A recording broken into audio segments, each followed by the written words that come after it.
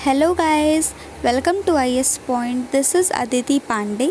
तो आज हम लोग एक बहुत ही एक न्यूज़ के बारे में जानने वाले हैं और ये जानकारी ना आप लोगों के लिए बहुत ज़्यादा इम्पॉर्टेंट है। ऑब्वियसली ये एग्ज़ाम में तो नहीं पूछी जाएगी क्योंकि ये क्वेश्चन ही ऐसा है कि एग्ज़ाम में नहीं पूछा जाएगा, लेकिन एक जनरल अवेयरनेस होती है जो होनी चाहिए। तो हाँ, ये पूछा जा सकता है आप लोगों से, जनरल अवेयरनेस से कुछ जुड़े पॉइंट्स पूछे जा सकते हैं। और इसमें एक क्वेश्चन है जो प्रीलिम से रिलेटेड है, वो आपसे पूछा जा सकता है, तो वो हम आपको आगे बताते हैं। सबसे पहले जानते हैं कि आखिर टॉपिक क्या है। तो हमारा टॉपिक ये है कि अभी तक आपने देखा कि 45 ईयर्स एज तक को पहले वैक्सीन लगा, ठीक है।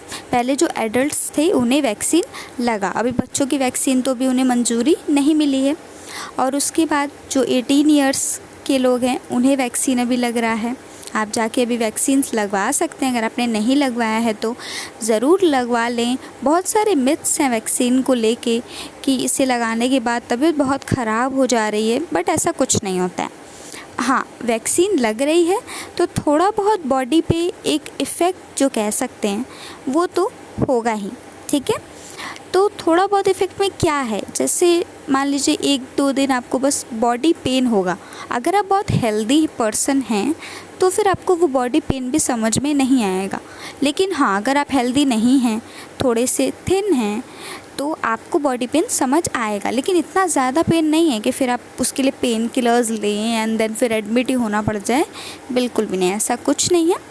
हाँ, 2-3 दिन तक पेन होगा, क्योंकि ये वैक्सीन क्यों डाली जा रही है, ताकि जो हमारी बॉडी है वो खुद एंटीबॉडीज़ को बना ले, ओके, और वो खुद फाइट करने के काबिल हो जाए। तो अभी तक इन लोगों को वैक्सीन, एडल्ट्स को वैक्सीन दिया गया, ठीक है, एंड यंगर्स को दिया गया।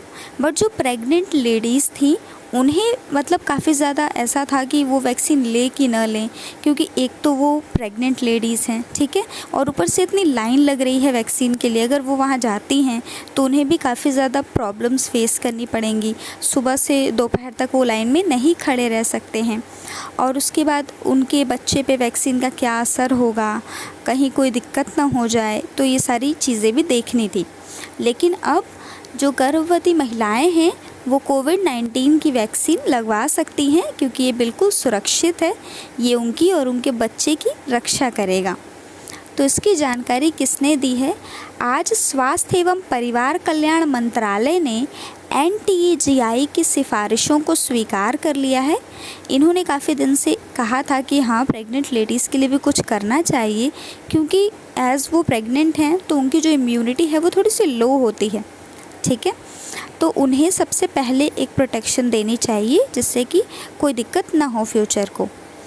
तो टीका लगवाने की मंजूरी इन्हें मिल गई है। अब ये पंजीकरण करवा सकते हैं किसी भी निकटतम कोविड टीकाकरण केंद्र यानी कि CVC में जाके। आगे चलते हैं। टीकाकरण से संबंधित राष्ट्रीय तकनीकी सलाहकार समूह की सिफारिशों के आधार पे, जिसका आपने फुल फॉर्म जानना था, NTAGI का फुल फॉर्म है राष्ट्रीय तकनीकी सलाहकार समूह, ठीक है। केंद्रीय स्वास्थ्य एवं परिवार कल्याण मंत्रालय यानी कि MOHFW ने कोविड-19 से बचाव के लिए प्रेग्नेंट लेडीज़ को टीकाकरण की मंजूरी दे दी है और उन्हें अधिकार देता है कि उन्हें टीकाकरण करवाना चाहिए, क्योंकि ये उनके लिए भी आवश्यक है। भारत के राष्ट्रीय कोविड टीकाकरण कार्यक्रमों में टीकाकरण सार्वजनिक स्वास्थ्य, रोग नियंत्रण और सूचना प्रौद्योगिकी के क्षेत्र से जुड़ी अग्रणी विशेषज्ञों की सिफारिशें शामिल की गई हैं। वैज्ञानिक और महामारी से जुड़े विज्ञान के साक्ष्यों के आधार पर यह कार्यक्रम पेशेवरों, स्वास्थ्य के अग्रिम पंक्ति के जो कर्मी हैं उनके द्वारा रक्षा करते हुए देश की स्वास्थ्य प्रणाली को मजबूत बनाने के लिए प्राथमिकता देता है। अभी तक इन महिलाओं को नहीं लग रही थी, लेकिन अब सबको लगेगी, क्योंकि देखा गया है कि कोविड-19 के संक्रमण जब से शुरू हुआ है उनकी इम्यूनिटी और भी ज़्यादा लो हो गई है। तो ऐसे में हमें उन्हें सबसे पहले प्रोटेक्शन देना चाहिए। टीकाकरण से संबंधित राष्ट्रीय तकनीकी सलाहकार समूह, तो मैंने आपसे कहा था कि एक प्रीलिम रिलेटेड क्वेश्चन आप लोगों को इसमें ज़रूर मिलेगा। तो ये वही है। NAGI जो है, NTAGI, इसका फुल फॉर्म आपसे पूछा जा सकता है कि इसका फुल फॉर्म क्या है। तो राष्ट्रीय तकनीकी सलाहकार समूह है, ठीक है, इसे आप याद रखेंगे।